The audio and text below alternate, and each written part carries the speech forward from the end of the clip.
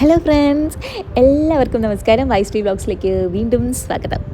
അപ്പോൾ ഇന്ന് ഞങ്ങൾ എത്തിയിരിക്കുന്നത് ഇവിടെ കോട്ടിക്കൽ അഗ്രികൾച്ചർ ഫെസ്റ്റിനാണ് കേട്ടോ. അപ്പോൾ ഇവിടെ കയറിയ നിമിഷം തന്നെ നമുക്ക് ചുറ്റും ഒരു പച്ചപ്പും സസ്യങ്ങളും ഗ്രാമീണ അന്തരീക്ഷവും ഒക്കെ നമുക്ക് ഫീൽ ചെയ്യും. അപ്പോൾ നമ്മളത് വളരെയധികം സന്തോഷിപ്പിക്കുന്നതാണ് കേട്ടോ. സീരിയസ് ആയിട്ട് എനിക്കങ്ങനെ ഫീൽ ചെയ്തു. കാരണം നമ്മൾ എന്തൊക്കെയോ മിസ് ചെയ്ത കാര്യങ്ങൾ നമുക്ക് വീണ്ടും ലൈഫിൽ അറിയാൻ പറ്റുന്ന ഒരു ഫീലായിരുന്നു. അപ്പോൾ നമ്മുടെ ആ ഒരു തിരക്കിട്ട ജീവിതത്തിൽ നമുക്ക് നിസ്സാരമായി നഷ്ടപ്പെടുന്ന ആ പഴയ ആ ഗ്രാമീണ സുഖമൊക്കെ വീണ്ടും നമുക്ക് അനുഭവിക്കാൻ കഴിയും എന്ന് എനിക്ക് തോന്നി. എനിക്ക് ഫീലായ ഒരു കാര്യമാണ്. 63 ഡിഫറെൻറ്റ് ടൈപ്സ് ഓഫ് റൈസ് ഉണ്ടായിരുന്നു. പക്ഷേ അതിൽ എനിക്ക് ഏതൊക്കെയാണെന്നൊന്നും കറക്റ്റ് മനസ്സിലായില്ല. നമുക്ക് ഡിഫറൻസ് ഒന്നും കണ്ടാൽ അറിയില്ല. ഏകദേശം എല്ലാം ഒരുപോലെയൊക്കെയാണ്. പിന്നെ ചിലതിന് കുറച്ച് ഡിഫറൻസ് ഒക്കെ ഉണ്ട്. അപ്പോൾ ആ ബോർഡിൽ പേര് എഴുതി വെച്ചേക്കുമ്പോൾ അത് വായിക്കുമ്പോൾ അറിയാം ഇവിടെ ബസുമതി അരിന്ന് എഴുതി വെച്ചേക്കുന്നത് കൊണ്ട് മാത്രം ഞാനത് ബസുമതിയാണെന്ന് തിരിച്ചറിഞ്ഞു. അത് ബിരിയാണി അരി ആയതുകൊണ്ട് ഞാനത് ഒന്ന് ശ്രദ്ധിച്ചിട്ടുണ്ടായിരുന്നു. എന്ത് രസമാണെന്നറിയോ ഇതിങ്ങനെ കാണാൻ. നല്ല ഭംഗിയുണ്ടായിരുന്നു, നേരിട്ട് കണ്ടവർക്കറിയാം. സോ ഇതിൻ്റെ ബാക്കിൽ ആ പ്രവർത്തിച്ച എല്ലാവർക്കും ഒരുപാട് നന്ദി. ഈ ഒരു കാഴ്ച ഞങ്ങളിലേക്ക് എത്തിച്ചതിന് ഒരുപാട് നന്ദിയുണ്ട് ശരിക്കും പറയാലോ. അപ്പോൾ 63 വെറൈറ്റി ഓഫ് റൈസ് നമ്മൾ കണ്ടിട്ടുണ്ട്. അപ്പോൾ അതിനുശേഷം നമ്മൾ അടുത്ത സെക്ഷനിലേക്ക് പോവാണ്. ഇവിടെ മഴ പെയ്ത് ചെളിയായി കിടപ്പുണ്ട്. വയലും വീടും വഴി. ഈ ഫെസ്റ്റിൽ എന്നെ ഏറ്റവും കൂടുതൽ അട്രാക്റ്റ് ചെയ്ത് ഇതാണ് കേട്ടോ. കാരണം ഈ പുതിയ തലമുറയ്ക്ക് വേണ്ടിയിട്ട് ഒരുക്കിയിരിക്കുന്ന ആ ആർട്ടിഫിഷ്യൽ നെൽപ്പാടവും ആ ഗ്രാമീണ കുടിലും ഒക്കെയാണ് എന്നെ അട്രാക്റ്റ് ചെയ്തത്. ശരിയാ, ഒന്ന് ആലോചിക്കുമ്പോൾ ഇന്നത്തെ കുട്ടികൾക്ക് പലരും സിറ്റി ലൈഫാണ്. അവർക്ക് ബിൽഡിങ്ങും മൊബൈൽ ഫോണും ആ ഒരു ബിസി ലൈഫും ഒക്കെ ഉള്ളൂ. അവരുടെ ലോകം അതാണ്. ഒരു യഥാർത്ഥ നെൽപ്പാടം എങ്ങനെയാണെന്നും ആ ഒരു ഗ്രാമത്തിലെ ചെറിയ കുടിൽ എത്ര ശാന്തമാണെന്നൊന്നും ഇനി വരുന്ന പുതിയ തലമുറയ്ക്ക് അത് അറിയാനൊന്നും കഴിയില്ല. കാരണം അങ്ങനെയാണ് ഇപ്പോൾ നമ്മുടെ സമൂഹം, സിറ്റി ലൈഫാണ് ചൂസ് ചെയ്യുന്നത്. അതുകൊണ്ട് ഇവിടെ ഒരുക്കിയിരിക്കുന്ന ഈ ആർട്ടിഫിഷ്യൽ നെൽപ്പാടവും കുടിലും ഒക്കെ വളരെ ഇമ്പോർട്ടൻ്റ് ആണ്. ബിക്കോസ് കുട്ടികൾക്ക് നെൽപ്പാടം വഴി നടക്കാനും ചിത്രങ്ങൾ എടുക്കാനും ഗ്രാമത്തിൻ്റെ ആ ഒരു സുഖം അനുഭവിക്കാനും ഒക്കെ അത് ഹെൽപ്പ് ചെയ്യുമെന്ന് എനിക്ക് തോന്നുന്നു. അതുപോരാത്തതിന് കൃഷിയെക്കുറിച്ച് പഠിക്കാനും ഇത് സഹായിക്കുമെന്ന് ഞാൻ പ്രതീക്ഷിക്കുന്നു. നെൽപ്പാടത്ത് നിന്ന് കുറച്ച് പേര് ഫോട്ടോ എടുക്കുന്ന കണ്ടപ്പോൾ ഞാൻ ശരിക്കും മനസ്സിൽ വിചാരിച്ചു, നമ്മുടെ കൃഷി സ്ഥലങ്ങളൊക്കെ നശിപ്പിച്ച് അവിടെ നമ്മൾ വലിയ വലിയ വീടുകളും ബിൽഡിങ്ങും ഒക്കെ കെട്ടിപ്പൊക്കുകയാണ്. എന്നിട്ട് ആർട്ടിഫിഷ്യലായിട്ട് ഉണ്ടാക്കിയ സ്ഥലത്ത് വന്ന് ഫോട്ടോസ് എടുത്ത് നമ്മൾ പോസ്റ്റ് ചെയ്യുന്നു. എന്താല്ലേ? അപ്പം നമുക്കിനി കുറച്ച് ഷോപ്പിംഗ് ആവാം ഗൈസ്.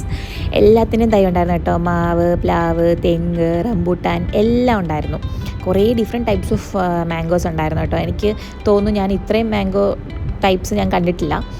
അപ്പം അത് ഞങ്ങൾ കുറേയൊക്കെ നോക്കി വാങ്ങിയിട്ടുണ്ടായിരുന്നു അമ്മ.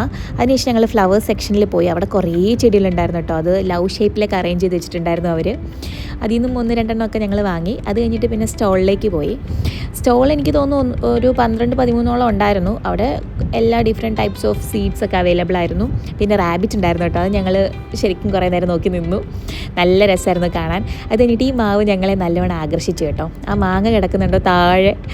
പിന്നെ കുറേ തൈ ഉണ്ടായിരുന്നു. ഇതൊക്കെ വാങ്ങണം എന്നുണ്ടായിരുന്നു. പക്ഷെ ഞങ്ങൾക്ക് ഈ അഗ്രികൾച്ചറിനെ കുറിച്ച് വലിയ ഐഡിയ ഒന്നും ഇല്ലല്ലോ. നമ്മളിപ്പോഴത്തെ കുട്ടികൾക്ക് ആർക്കും ഐഡിയ ഇല്ലല്ലോ. പിന്നെ കാണാൻ ഒരു രസം. ഇതൊക്കെ നമ്മൾ അടുക്കളയിൽ ഇരുന്നേ കണ്ടിട്ടുള്ളൂ. ഞാൻ വീട്ടിലുണ്ടെന്ന് അറിയാം, പക്ഷെ ഞാനിത് എടുത്തിട്ടും കൃഷി ചെയ്തിട്ടൊന്നും ഇല്ല. പക്ഷെ വീട്ടിലുണ്ട്, അത് അറിയാമുണ്ട് എന്ന്. അതിൽ കൂടുതലൊന്നുമില്ല കേട്ടോ. പിന്നെ കുറേ പ്രോഡക്റ്റ്സ് ഉണ്ടായിരുന്നു അവിടെ അവൈലബിൾ ആണ്. പിന്നെ എന്തൊക്കെയോ ഉണ്ട് കേട്ടോ. പിന്നെ ഇത് കണ്ടപ്പോൾ എൻ്റെ അനിയൻ അപ്പം അത് വേണം. ഇത് മറ്റേ തേനാണ് കേട്ടോ. തേൻ കറക്റ്റ് ഇങ്ങനെ എടുക്കുക. അപ്പോൾ അവനത് വാങ്ങി. അപ്പം അത് അവന് വേണം എന്ന് വാശി പിടിച്ച് അത് ഞങ്ങളെ കൊണ്ട് വാങ്ങിപ്പിച്ചു. അത് കഴിച്ചിട്ടില്ല ഞങ്ങൾ ഇതിനു മുമ്പ്. അങ്ങനെ അത് കഴിച്ച് കൊള്ളാമെന്നൊക്കെ പറഞ്ഞു, ഫ്രഷാന്നൊക്കെ പറഞ്ഞു. അത് കഴിഞ്ഞ് ഞങ്ങൾ ദേ നോക്കിയപ്പോൾ ഊഞ്ഞാലാടുന്നു കുറേ പേര്. കുട്ടികളൊക്കെ ഇങ്ങനെ ഊഞ്ഞാലാട് എന്ത് രസമല്ലേ. ഞങ്ങളുടെ വല്യമ്മൂമ്മ പറയുമായിരുന്നു, മക്കളെ ഫുഡ് വേസ്റ്റാക്കിയേ ചെയ്യരുത്. കാരണം നമ്മൾ ഓരോ ദിവസം കഴിക്കുന്ന ഓരോ ഭക്ഷണത്തിൻ്റെ പിന്നിലും ഒരു കർഷകൻ്റെ ഹാർഡ് വർക്കിംഗ് ആണെന്ന്.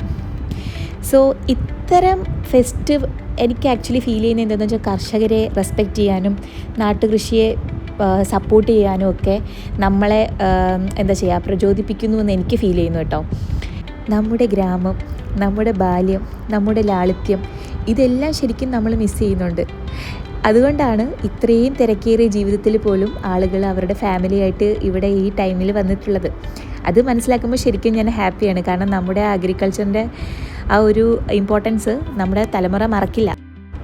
അതുപോലെ എന്തായാലും നമ്മളെല്ലാവരും അഗ്രികൾച്ചറിനെ സപ്പോർട്ട് ചെയ്യുകയും നമ്മുടെ ഫാമേഴ്സിനെ റെസ്പെക്റ്റ് ചെയ്യുകയും അതോടൊപ്പം തന്നെ നമ്മൾ ഇതുപോലെ ഫെസ്റ്റ് വരുവാണെങ്കിൽ പോയി നമ്മൾ നമ്മളേതായ രീതിയിൽ സപ്പോർട്ട് ചെയ്യുകയും ചെയ്യുക. Thank you guys. അപ്പോൾ ഈ വീഡിയോ നിങ്ങൾക്ക് ഇഷ്ടമായെങ്കിൽ ലൈക്ക് ചെയ്യാനും ഷെയർ ചെയ്യാനും വൈസ് വ്ലോഗ്സ് സബ്സ്ക്രൈബ് ചെയ്യാനും മറക്കരുതേ.